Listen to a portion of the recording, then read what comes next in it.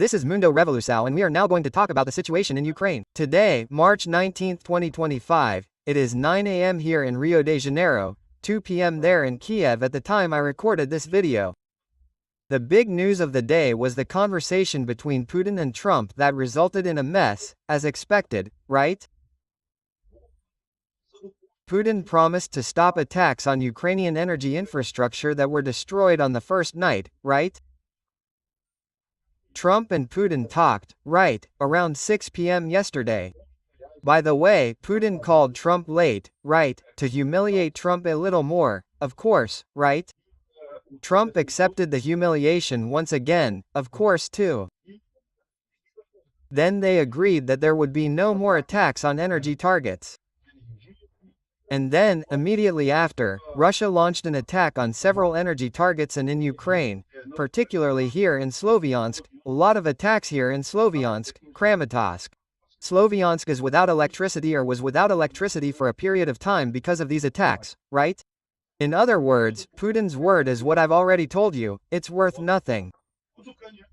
The Ukrainians, of course, also launched an attack here in Krasnodar, destroyed another oil deposit here at a gas pipeline pumping station to disrupt the pumping of the pipeline, and this Ukrainian attack here in Kropotkin is really heating up, right?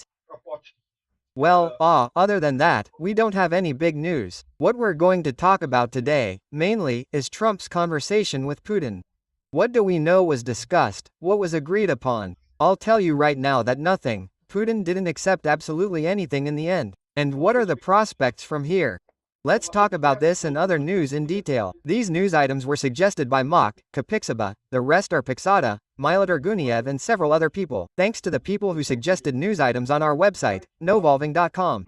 And thanks to you, who are watching our video. If you like our content, please leave a like and subscribe to our channel, okay? Well, YouTube is demanding that we, content creators, clearly define the insertion point for commercials in the video. If you don't do this and their robot doesn't find the insertion point that they call non-invasive, you may end up without commercials, which will reduce the channel's monetization. So, if you see the break in the middle of this video, that's me trying it out. I don't know if this will be the final format. I know people are complaining that it's too long or something, or that the music isn't pleasing. I'm going to fix that right there, just to explain to you what you're going to see throughout this video. This is this attempt to adjust the YouTube interval, right? Well, talking about the situation in Ukraine, and from yesterday to today, Russia launched 145 drones, 72 of which were shot down, and another 56 were shot down by electronic warfare. There were also about 10 that hit targets, mainly in the city of Sloviansk. You can see here, a thermal power plant was hit there in the city, leaving the city without power for a long time, right? And this happened exactly tonight after Putin had agreed with Trump to a truce in the airstrikes against energy targets, right? So, what Zelensky is saying here right now. In several regions of Ukraine, you can literally hear what Russia really needs. About 40 drones are in our skies. In the end, the total count came to 145 drones. Unfortunately, some of them hit targets, mainly civilian infrastructure. A hospital destroyed by a Shaheed, cities in Donetsk and there are still attacks in Kyiv, Zhytomyr, Sumy, Cherniv, Poltava, Rakhiv, anyway, in a lot of places, right? In other words, what became clear from this story is precisely how much Putin's word is worth, right? And this is the problem that Trump will realize very quickly. I hope he realizes very quickly, because if he doesn't realize very quickly, this will obviously make his life as American president even more difficult, right?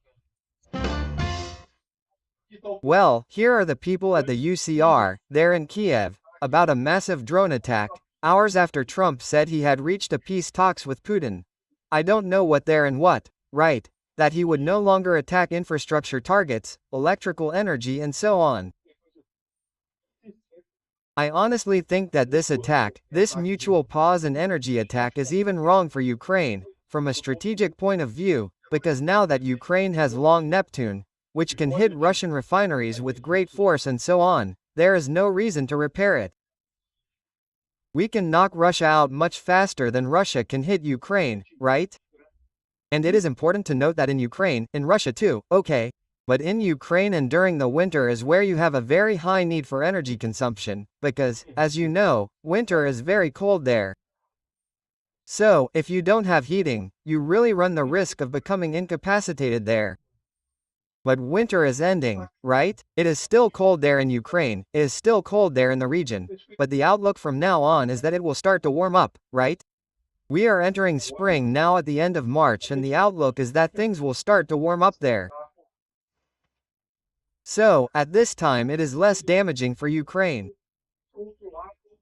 On the other hand, it's more complicated for Russia because Russia is already in financial trouble, and the more you hit Russian refineries and chemical plants, the worse it gets. But anyway, I'm sure Zelensky will accept it. Now look, Zelensky has to accept this, because the ceasefire that Zelensky accepted was a total ceasefire. If Putin accepted something else, Zelensky has to accept that too. It's not clear what happened, right? And according to what the Russian soldiers said here, look, at the time of the order to stop the attacks on Ukrainian energy infrastructure, 7 Russian attack drones were in the air targeting facilities in the Mykolaiv region, right? Mykolaiv is this other region. Here. Hey, Mykolaiv is here. Look, this is the place where I passed through Mykolaiv in Odessa and went to Kherson. We passed through Mykolaiv here. And, according to the Russians, right, Russian anti-aircraft defenses shot down their own drones. 6 drones were reportedly shot down by Russian air defense systems, but 1 was shot down by a Russian jet and so on. Look, we Russians shot down the drones when the order to stop came. But apparently not, right? Because throughout the night, as you saw, there were 145 drones in various places in Ukraine, including in Kiev, which takes much longer to get there. In other words, the Russians are lying again, obviously, right? Well, the Ukrainians carried out an attack on Kropotkin, right? The station is called Kavkazskaya. It's a pumping station there in Cuba, and it sends oil through the Druzhba gas pipeline, right? Druzhba is a system of gas and oil pipelines that passes partly through Ukraine and partly through Turkey. Anyway, here, look, the storage site was damaged. There are a lot of videos here showing a fire. It was last night that it was hit by the Ukrainians. This here, look. The Russians are complaining that unknown drones attacked the oil depot in Kropotkin, in the Krasnodar Krai region. Kropotkin is this region here, as I showed you, Krasnodar. This region here in Russia, and the depot, the station is here. Note that it is very far away, well inside Russian territory, right, in Krasnodar. At least 3 explosions were heard. Russian channels say that a fire started after debris fell on the territory. The drones were all shot down, but the debris fell and caught fire, right? Yeah, anyway. Oh, it's here early this morning, and the depot in Kropotkin is still on fire very strongly. And even the Russians are talking here. You can see a really big fire here. This looks out of control, doesn't it? Well, in detail, it's a fire outside the tank, which is even worse. We'll see that it looks like there was a fire in the containment basin, right? In the containment pool there in the tank, right? Here, look, here's the explanation. Here are more images here of the gas pipeline on fire this morning, okay? This region on fire here this morning. You can see here more images here of this big fire in the region, right? And here we have an alert on Russian Telegram about what's happening here. The area of the fire in the oil depot near the village of Kravkazskaya has grown to 1,700 square meters. During the night there was a leak in one of the tanks followed by a fire of petroleum products. The fire is located inside the containment around the tank, right? Emergency services are putting the situation under control, that is, the fire is not yet under control, they are still trying to control it, right? There are no injuries at the scene, right? So that's the situation there, right? As I told you, the oil here, this oil deposit is part of the Druzhba gas pipeline. And there was also another attack here, look, at a pumping station in Unessa, which is in Bryansk. So it's another place besides here. You had it here in Bryansk, somewhere around here. The little dot is not marked here, but you had the attack on this northern part of the Druzhba gas pipeline that passes through Belarus and supplies Poland and Germany and also the Baltic countries. Here, exactly this point here was hit. Look, where the oil arrives from Ust-Luga. Ust-Luga is a large Russian refinery that is here in the St. Petersburg region, and from here it is directed to several gas pipelines here, to several countries, right? This section that comes here and passes through Ukraine is already deactivated, but this section that supplies Germany is still operational. Well, the Ukrainians hit the pumping station there and this gas pipeline, right? The power station that supplies this pumping station there, right? Well, oh, and besides that, we had another very successful Ukrainian attack yesterday to today. In fact, the video was released yesterday to today. We don't know if the attack was yesterday to today. I think it was an attack that happened a few days ago. We talked about the case of small FPV drones that were carried by large maritime drones to carry out attacks on the Russian rearguard, right? So here is the video released by the Ukrainians of this. So this attack, I think it happened a few days ago, but it shows several Russian targets being destroyed by Ukrainian FPV drones in the Crimea region. So, a lot of things in Crimea were destroyed by Ukrainian drones, right? So, remembering how it worked, the Ukrainian maritime drone took the Ukrainian aerial drones to near Crimea and from there they carried out attacks on the Russian rearguard, right? A series of anti-aircraft defense equipment, a series of radars being hit here. You can see several radars here being hit by these Ukrainian drones. According to the Ukrainians, 2 Podlyets were hit, which are radars, right? 2 Niobe SV, 3 Kasta 2E2, a 919, anyway, there is a list of things that were targeted here in this Ukrainian attack. A very successful attack that happened a few days ago and that shows a capability of the Ukrainians, which until now had not existed.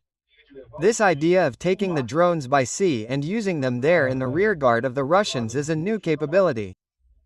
And good thing it worked, it was very successful. They managed to eliminate a large amount of Russian equipment there in Crimea, right? All of this happened in this region here. Here is an image of the place where the attack was carried out here at Cape Chornomorsk. Well, actually the car is called Tarenkit, the city is called Exhornomorsk here. But anyway, it was in this region here that this attack was carried out, right? Besides, the Russians are still very concerned about the buildup of Ukrainian troops in Belgorod. We talked about this a few days ago, that the Russians were saying that the Ukrainians were attacking and stuff like that.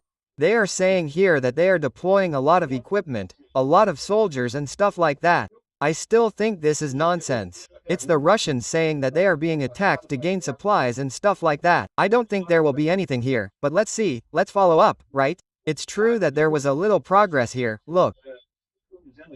Well, according to what they are saying here in the region of Belgorod, there was an image of Bradleys entering Russia and stuff like that. They were hit by the Russians.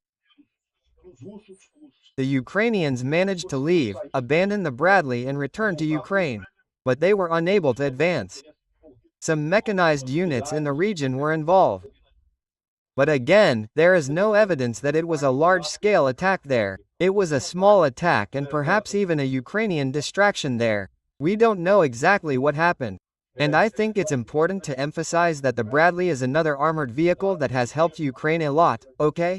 And as I told you, the Abrams, the American Abrams tank, has proven to be of little use in this war. That's true, given its characteristics, given the characteristics of the war, right? The Abram was very useful in the Gulf War, but in this war, which is a different environment, it doesn't seem to be very useful. Now, the Bradleys, yes, the Bradleys are very useful. They have helped the Ukrainians a lot. Well, here we talk about some other advances here, attempts to advance and Ukrainian refusals and advances. Anyway, there's a lot of stuff here. But the end result is that there haven't been any major changes. The situation remains the same. The Ukrainians still control part of the Kursk Oblast, but at this point it's only for the withdrawal of equipment and supplies. The orderly withdrawal of equipment here. There's no significant activity here, right? And no, there's no encirclement of Ukrainian troops in Kursk.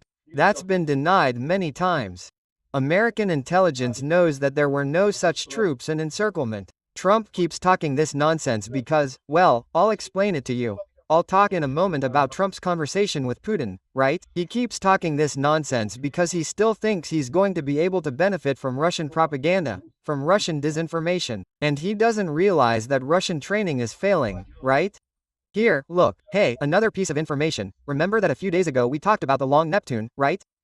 And then, one thing that, people haven't realized is why Russian air defense is so ineffective against the Neptune, right? Because look, of course you have Russian air defense. Russian air defense, the S-300, the S-400 are systems that were sold by the Russians as unbeatable. And yet, the Ukrainians there in April 2022 destroyed the MOS and then hit several targets inside Russia with this long Neptune. How can this long Neptune not have a missile, not be detected, not be shot down by Russian air defense, right? And the explanation is that it flies very low and follows the terrain, right? This was a project that started with what they talk about here with R-35, a Soviet missile. R-3 back then. Ukraine, as I told you, was the Soviet Union's major center for weapons development, right? Most of the Soviet Union's weapons development took place in Ukraine. So they were involved, right? The team that was involved in the production of this R-3 dates back to the Soviet era, and the Ukrainians began to adapt this project. The R-35 was never finished, right? Yes, it's a project that never came to fruition, and the idea was precisely a missile that reads the terrain.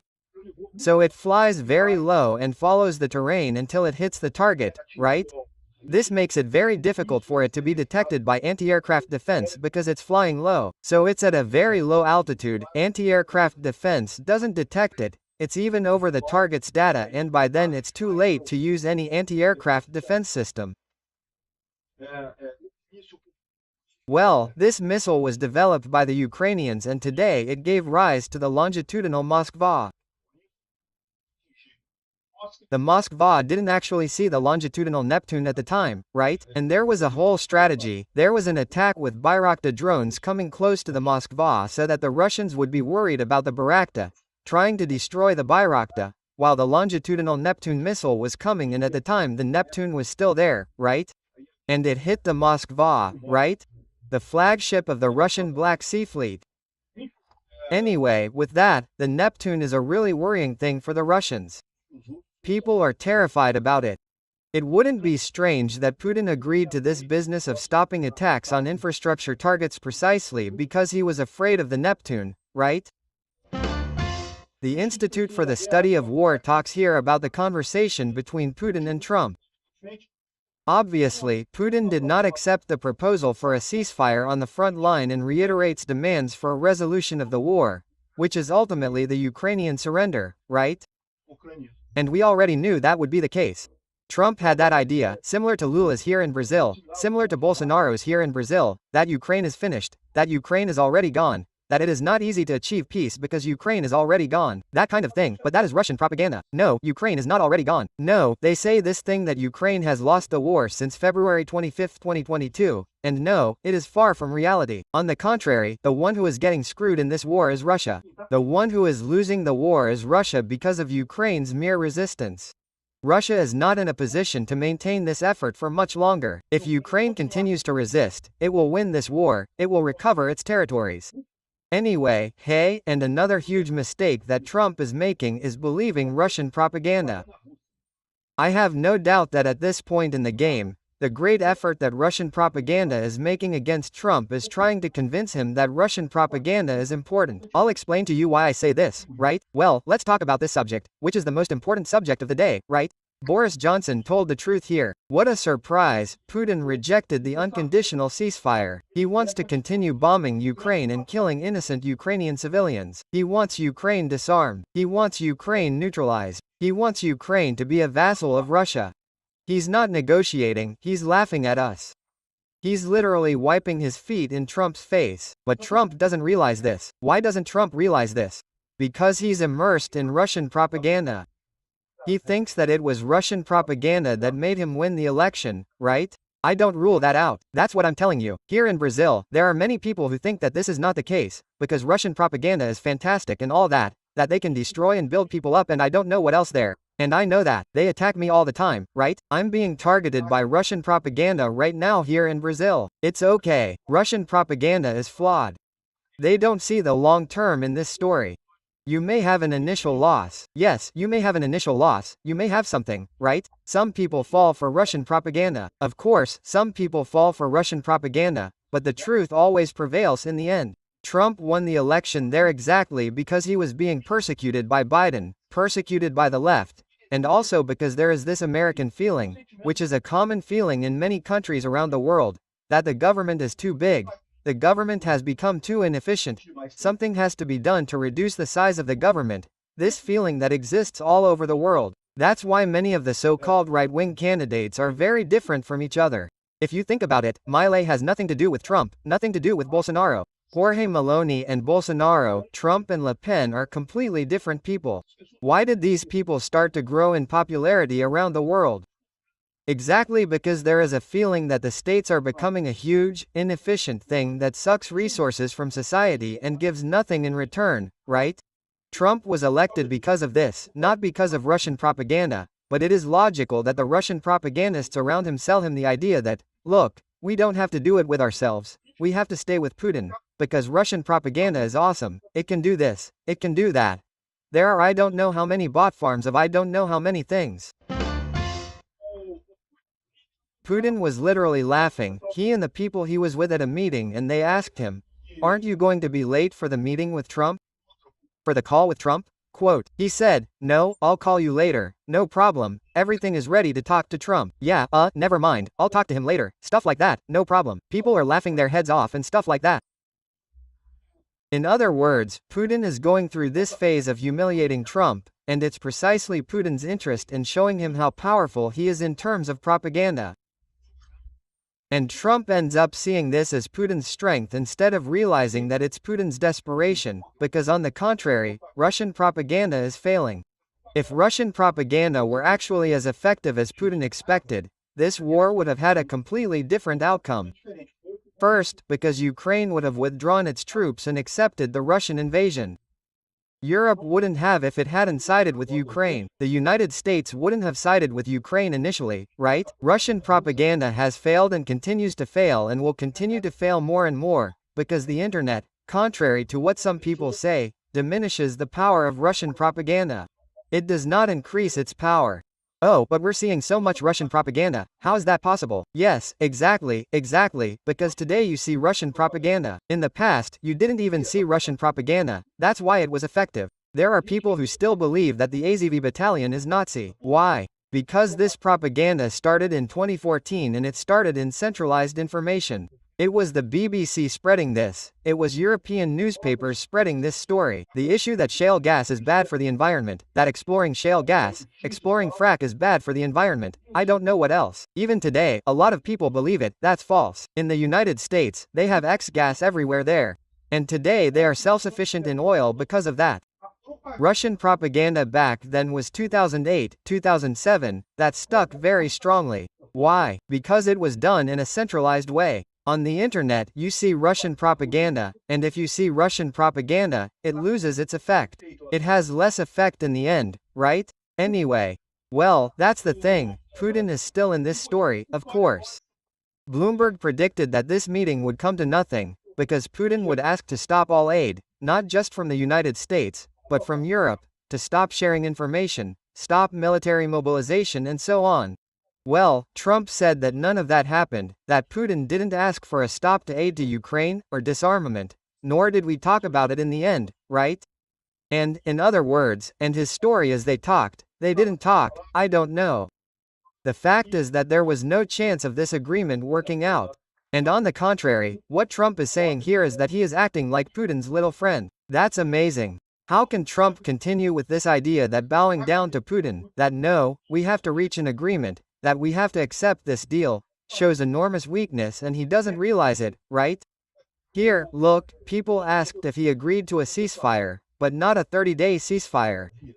A ceasefire, but we're going to continue, and I don't know if he agreed to a ceasefire in energy. But wait, now we have to see if Ukraine accepts it too, because, it's another agreement, it's not the same agreement. And then this also shows another problem, this idea that Trump can negotiate for Ukraine. There's no way to negotiate for Ukraine, that doesn't exist, right? Anyway, in the end, I still asked another stupid thing that Trump said here. Oh, why is he tougher with Canada than with Russia? No, because Canada was made to be our 51st state. I don't know what. China and Russia, I want to get along with them. What's this story, Trump? What business is it about getting along with Russia and China? They are countries that violate human rights, that violate freedom, they are terrible dictatorship. No one wants to get along with that kind of country, no. Canada, on the other hand, is a democratic country. And Trump is sacrificing American soft power for nothing. He thinks it can only be that. He thinks that Russian propaganda is very effective in the end. And he's betting on this, right? Witkow also gave an interview. Witkow was the American envoy to Israel, but the American envoy to Ukraine, who was Kellogg, the Russians didn't accept. So he's the one who's now playing the role of negotiating between Ukraine and Russia. Go figure, right? That's what I told you. There's no chance of doing business here, right? Oh, and then he's saying here that we don't agree with Russia to stop the mobilization and disarm Ukraine during the ceasefire. This is an interesting thing, right? Because what happens in this case is that he could agree to this. They couldn't agree to this. Ukraine wouldn't accept this kind of thing. This shows that Trump is already seeing that he doesn't have much leverage on the Ukrainian side either, right? And very soon he'll realize that he has nothing to do on either side. He's trying to maintain something, wanting to solve the problem somehow. I don't know what there is. But he saw that he has no leverage on the Ukrainian side. Why? Because he's losing popularity in the United States. The American population, contrary to what they like to say, that Russian propaganda is very effective, has changed people's minds. No, the American population is still pro-Ukraine, so they saw that they couldn't do much. No, because we still have more meetings that we're going to talk about and we're going to reach an agreement that we're negotiating and I don't know what there and stuff. In other words, the truth is that so far they haven't achieved anything. They humiliated Osensk in the White House on purpose to try to reach an agreement, to try to reach something. What they were hoping to achieve. Remember when you noticed that the talk about calling for elections in Ukraine died? They thought they could do that. They thought not, that we would say that Zelensky is a dictator and something else and that there should be elections in Ukraine. And the people sent emissaries to Ukraine to try to instigate their opponents to do the same. Why? Because they think that Russian propaganda is ultimately effective. They are wrong about this. Trump says that the war should never have happened and he blames weak leaders. What weak leaders is he blaming? Putin? Because Putin is the only weak leader who is to blame for this war, right? Then he says that he stopped Nord Stream 2 and that he was very tough on Russia and now everything is pointing guns at each other. So he is already realizing that there will be no way to stop this war. He is already coming to the conclusion that there will be no peace agreement. The idea is that they sold it to him. Oh, it would be easy to get a peace agreement here. It won't happen because if he hits Ukraine, he will lose support in the United States. And he's afraid to attack Russia because he thinks he'll lose the support of the Russian robots and stuff like that. But he'll realize at some point that the only alternative he has is to attack Russia. Look at the point here, look. The New York Times predicted that this meeting would be even worse, okay? The New York Times was even more pessimistic. Not only would there be nothing, but they thought Trump would hand over Odessa to Russia, would reach an agreement in which he would accept a bunch of things, saying that Ukraine has to accept Crimea, has to accept a bunch of things. In the end, none of that happened. Why? Because Trump is already seeing that he can't make concessions to Ukraine. Ukraine won't give in and, on the contrary, Ukraine has a very strong position to the point that he's losing popularity in the United States with the Republicans, okay? The Republicans are seeing this. They're seeing this defeat, right? Here, look, the Trump administration stopped coordinated attacks, coordinated American actions to combat and sabotage Russia, disinformation and cyber attacks. Wow, that's strange. Why did the United States stop cooperation to counter Russian disinformation and cyber attacks? Because Putin must have told him, no, we're having trouble, that the disinformation issue is being messed up by the Americans. Look, Trump wants more Russian disinformation. He still believes that Russian disinformation played a role in his election. He's not seeing the right view of things. He, like many Democrats, thinks that it was disinformation that's doing the trick. Again, disinformation is a risk-averse behavior. New technology typically generates risk aversion. People see the risks as much greater than they really are. And yes, the internet has misinformation, of course it does. There is a lot of misinformation, but on the contrary, misinformation is less significant on the internet than it was before, right? And the impression is that Trump is betting on this. He saw that he can't beat Ukraine because he's losing popularity, and so he's complaining, and the conversation with Putin must have been in this sense of complaining because the misinformation isn't being enough, right? Look here, look. Trump started saying that if the war between Russia and Ukraine escalates, it will generate a third world war and the Americans could be directly involved. In other words, what kind of misinformation are they going to spread now? It's the misinformation they always spread when they're desperate. It's the misinformation of nuclear war. There's going to be a nuclear war. There's going to be a nuclear war, a third world war. And they're going to come up with this, of course. And Trump is going to get on board with this. No, because we have to avoid any cost. A third world war and I don't know what. In order to, do this with a lot of disinformation, it will increase disinformation, since, as you know, Trump took down the Russian counter-information on the internet. So, we will have a lot of disinformation in the next few days with this scenario of a third world war, an atomic bomb and I don't know what. That will never happen. But again, that's what Putin asked Trump to do. In the end, it helps with disinformation, because it helps both sides, right? It helps Putin, and Putin with disinformation helps Trump too. That's what these people are talking about. Now, another curious thing, right? Medvedev said here, look, the conversation between Putin and Trump shows a very clear idea, that it's only Russia and America that are fighting in this story, that Ukraine has nothing to do with it and so on. I don't know, Medvedev, you should remember that, in fact, Trump wanted to concede much more and Ukraine put its foot down and Trump had to concede only this and this 30-day ceasefire. There was nothing else on the table. On the contrary, this type of negotiation failing shows that, on the contrary, it was never a war between Russia and the United States. If it were a war between Russia and the United States, is there any doubt that the United States would have handed over the entire Ukraine on a platter to Russia? It had already been handed over, of course. The point is that this war has always been and continues to be a war between Ukraine and Russia. And what's new, Russia is losing and losing badly, and they know that, right? So he's saying here, look, on the menu with life. Brussels sprouts, British fish and chips and Parisian roast, right? In other words, Europe is being handed over. And the main dish is Kyiv-style ribs, right? In other words, saying that, right? Trump is handing over Ukraine and Europe to Russia in this negotiation, right? That's what they want to sell this idea there in Russia. Obviously, it's only between Russia and America. But the fact is that the objective facts show that it's the opposite. No, Ukraine isn't getting involved in this story, right? Here, look, the Russians changed a poster that was in front of the American embassy that showed SVO. Do you see here, look?